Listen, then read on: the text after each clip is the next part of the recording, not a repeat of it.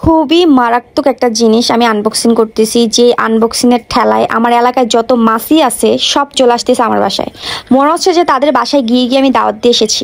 এই তোমরা আসিও, এই তোমরা আসিও, আমি একটা জিনিস আনবক্সিং করতেছি, তোমরা আসিও। মানে এত পরিমাণে ডেঞ্জারাস লেভেলের গন্ধ বের হচ্ছে ভাই রে ভাই। তো অবশ্যই ফুল ভিডিওটা দেখবে, দেখো আমি কি আনবক্সিং করতেছি। তোমাদের সবার প্রিয় শুটকি এনেছি, শুটকি। তো শুটকিগুলো আমি সুন্দর করে আলাদা আলাদা বক্সের ভিতরে নিয়ে নিচ্ছি। তার কারণ হচ্ছে ঘ্রাণে গন্ধে মানে পুরা ঘর ভরে গেছে, যত রকমের মাছি আছে সব আমার বাসায় চলে আসতেছে, মানে এত পরিমাণের গন্ধ। আর শুটকির গন্ধ কারা কারা পছন্দ করো না তারা অবশ্যই কমেন্ট করে জানাবে, কিন্তু শুটকি খাইতে পছন্দ করো, মানে যখন খাও তখন ভালোই লাগে কিন্তু ঘ্রাণটা ভালো লাগে না।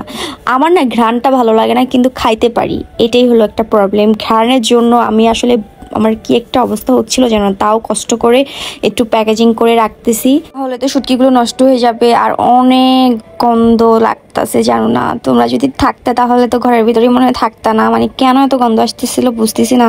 ও গন্ধ আসবে না কেন, এগুলো তো শুটকি, শুটকির তো অনেক গন্ধ থাকে তাই না। আর এখানে 3টা শুটকি আনছি, সেটা হলো সুরি, লইট্টা আর হলো গিয়ে চিংড়ি। তো যেগুলো আসলে পছন্দ করি, আর এগুলা আমি আম্মুকে দিয়ে দিব, আম্মু রান্না করে হলো যে আমার বাসায় পাঠিয়ে দিবে।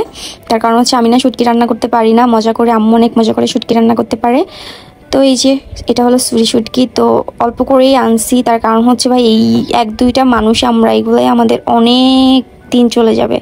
আর শুধু শুধু বাসায় এনে নষ্ট হবে, কিভাবে কি রাখতে হয় তা জানি না।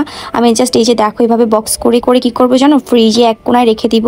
বাট এখন ভাবতেছি ফ্রিজে রাখলেও তো ফ্রিজ একটা গন্ধে ভরে যাবে, কি করব বুঝতেছি না। তো এখন আমি এই যে একটু রোদ দিব, শুটকিগুলো রোদ দিয়ে তারপরে দেখি কিভাবে রাখা যায়, আর না হলে আম্মুর বাসায় সব পাঠাই দিব।